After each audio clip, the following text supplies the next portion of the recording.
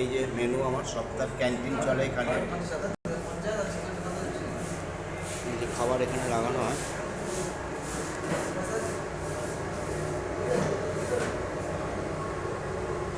এটা আলু finger fry ছিল, আপনাদের দেখিয়েছি ওদের থেকে।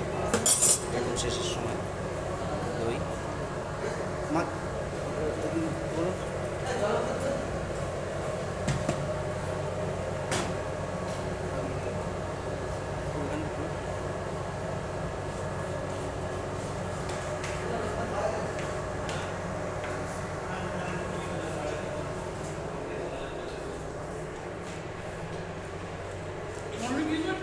স্যার খাবারটা কেমন লাগছে?